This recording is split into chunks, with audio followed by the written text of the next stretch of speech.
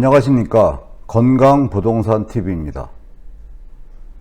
이번 정부는 집값을 잡겠다는 의지가 강력하죠. 최근 잇따른 규제 정책들이 발표되고 있는데, 이번에는 거주 의무 기간을 강화하는 그 정책을 발표했는데요. 그 보도자료를 기초로 몇 가지 내용들을 살펴보겠습니다.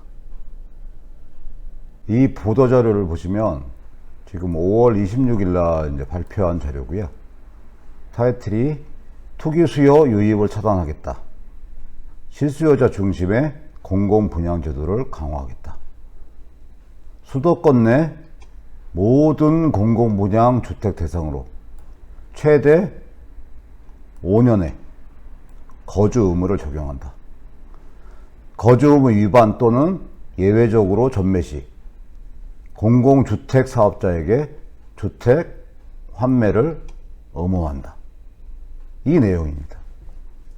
그러니까 앞으로 시세보다 저렴하게 공급되는 수도권 내 공공분양주택을 분양받은 사람은 최대 5년간 그 해당 주택에서 의무적으로 이제 거주해야 된다는 거죠. 이 의무적 거주 기간을 채우지 못하는 경우에 공공주택 사업자에게 해당 주택을 의무적으로 환매해야 된다는 내용입니다. 이 전매 제한보다 이제 거주 의무 제한 제도가 훨씬 더 강력한 규제책이죠. 이게 이제 주택시장 안정화 대책이 이제 18년 9월 13일에 이제 후속 조치로서 결국은 이제 투기 수요 유입을 차단하고 실수요자 중심의 주택 공급을 강화하기 위해서 공공주택 특별법 및 하위 법령 개정안이 5월 27일 이때부터 이제 시행이 된다고 이제 보도를 한 겁니다. 하여튼 강력한 제도가 이제 시행이 되는데 그 부분에 대해서 세부적인 내용들을 좀 살펴보겠습니다. 일단 세부적인 내용을 한번 살펴보면 거주 의무 기간을 적용하는 대상 주택을 이제 확대한다는 얘기죠. 적용은 5월 27일 이후에 입주자 모집 공고 단지 이제 대상입니다. 그러니까 기존에는 일부 이제 공공 분양주택에만 적용이 됐어요. 그 기준이 수도권 내에 개발 제한 구역을 이제 50% 이상 해제하여 조성된 주택지구 또는 이제 전체 면적이 30만 제곱평방미터 이상인 공공택지에 공급되는 공공분양주택만 이제 대상이 됐는데, 이번에 거주 의무 대상 주택이 이제 수도권에서 공급하는 모든 공공분양주택으로 이제 확대된 겁니다. 기존에 일부 공공분양주택에만 적용되다 보니까 그러니까 중소규모 택지 같은 경우에는 뭐 로또 아파트다 그런 식으로 해서 그 청약 경쟁률이 과열되다 보니까 이런 대상 공공분양주택을 이제 확대를 한 거죠. 결국은 수도권에 공급되는 모든 공공분양주택에 이제 적용을 한다는 얘기입니다. 그러니까 이렇게 되면 이제 3기 신도시, 향후 수도권에서 공급되는 모든 공공분양주택에는 그 분양가격에 따라서 최대 5년의 이제 거주 의무 기간이 적용이 됩니다. 그래서 인근 지역 대비 이제 분양가격이 80% 미만인 경우에는 5년, 80% 이상인 경우에는 뭐 3년. 그래서 분양 가격에 따라서 최대 5년의 이제 거주 의무 기간을 갖게 되는 겁니다. 그러니까 전매 제한 기간에 이제 플러스로 실질적으로 이제 거주를 해야만 그 주택이 이제 본인 소유가 된다는 개념이죠. 그러면 이제 거주 의무를 위반하거나 그러니까 예외적인 경우에 이제 환매를 의무화했는데 그 부분에 대해서 한번 구체적으로 한번 살펴보겠습니다. 공공분양주택을 분양받은 사람이 그러니까 거주 기간을 이제 채우지 못하거나 주택법에 따른 전매 제한 이제 예외 사유가 있어요.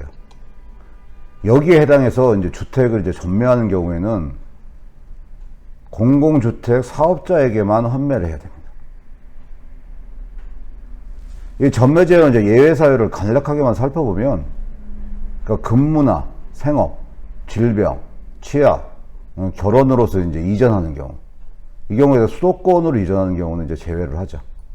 그리고 상속주택으로 이전하는 경우, 2년 이상 해외에 이제 체류하는 경우, 이혼하는 경우, 이주 대책용 주택, 채무 미이행에 따른 경공매, 배우자 증여, 이런 예외적인 경우에도 공공주택 사업자에게만 이제 환매를 해야 된다는 얘기입니다. 그럼 환매하는 경우 환매 금액은 이제 어떻게 계산하냐? 일단 납부한 이제 입주금에 대한 이제 이자, 1년 만기 정기예금의 이제 평균 이자율을 적용한 이자, 그 부분만은 이제 합산한 금액으로 환매를 이제 하겠다는 얘기죠. 결국 이제 시세 차익을 노린 이제 투기 수요 유입을 원천 차단한다는 얘기죠. 그래서 입주금 플러스 입주금에 대한 이자, 이 부분만 내고 거주를 못 하든지, 그리고 지금 자기가 이전할 수밖에 없는 사유가 있다든지, 그러면 공공주택 사업자에게 그냥 이 가격만 내고 환매를 하라는 얘기죠. 그러면 이런 주택을 이제 공공주택 사업자가 환매를 해서 받은 경우에 다시 주택을 이제 재공급하는 경우, 그 조건도 있습니다. 그러니까 공공분양 주택의 이제 입주 요건을 충족한 사람, 무주택이나 소득, 자산 요건을 가지고 충족한 사람에게 공급해야 됩니다. 그리고 주택을 재공급받은 자에 대해서도 또 이렇게 거주기간 의무가 있어요. 기존 거주 의무 기간 중 잔여 기간 5년이 거주 의무 기간인데, 기존 소유자가 3년을 거주했다. 그러면 나머지 2년을 계속 거주해야 된다는 조건으로 공급한다는 얘기입니다. 그러면 이런 규정을 위반했을 때, 그러니까 처벌 규정은 어떻게 되느냐? 그러니까 주택 매입을 이제 신청하지 않은 경우에는 과태료가 이제 300만 원입니다. 그리고 거주 의무 기간 중에 실제로 이제 거주하지를 않고 거주한 것으로 속인 자,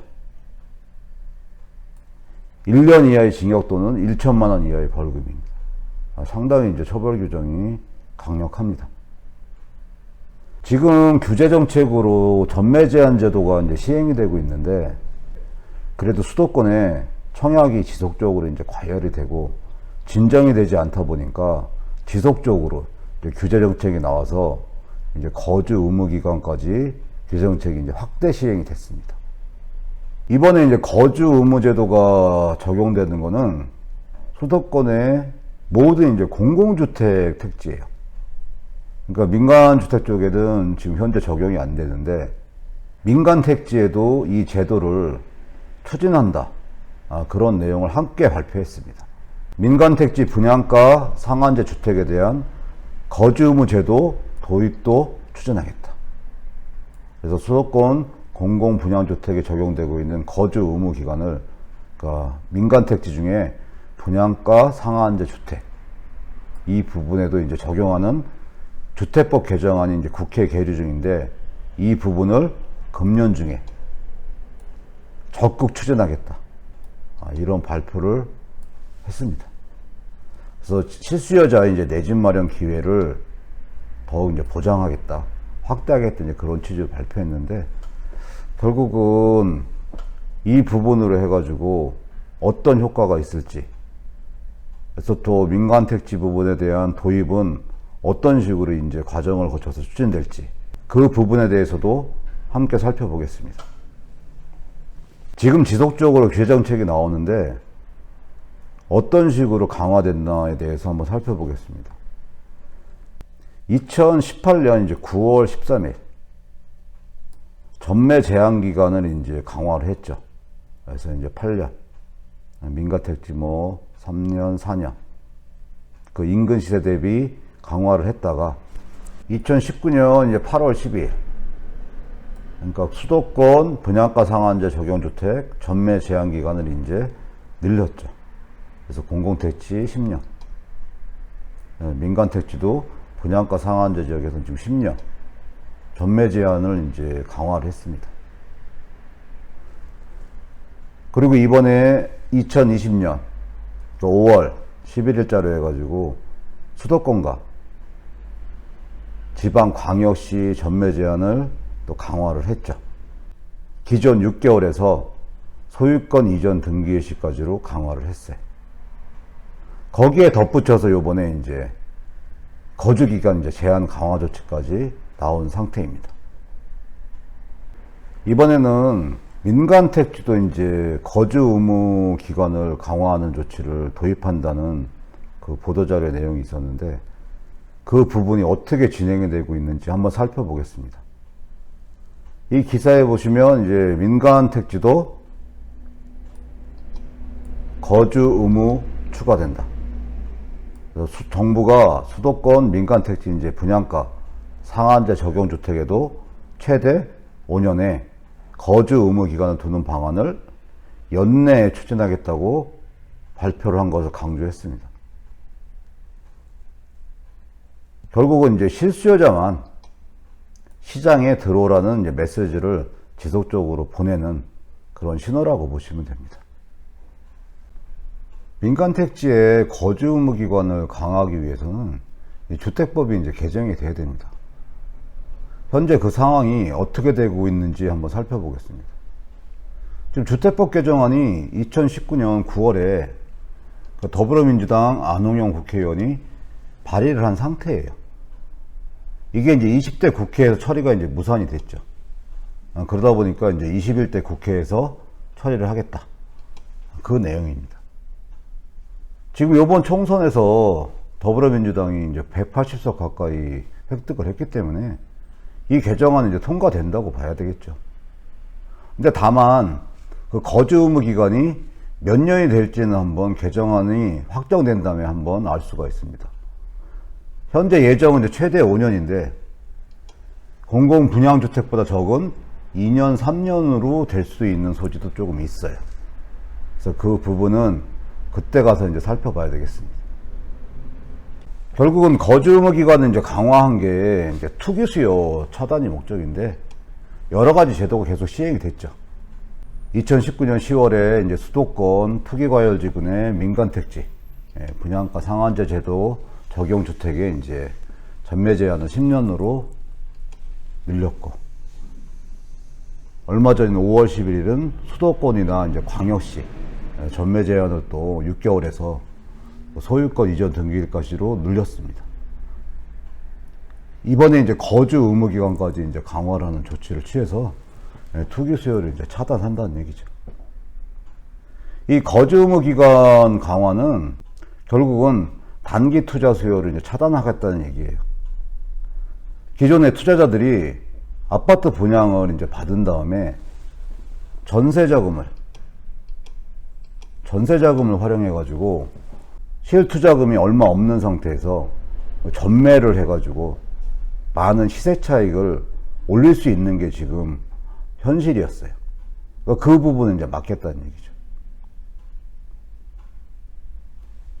이 제도가 이제 시행이 되면 단기 차익 투자 수요는 어느 정도 차단할 수 있는 그 제도는 확실합니다.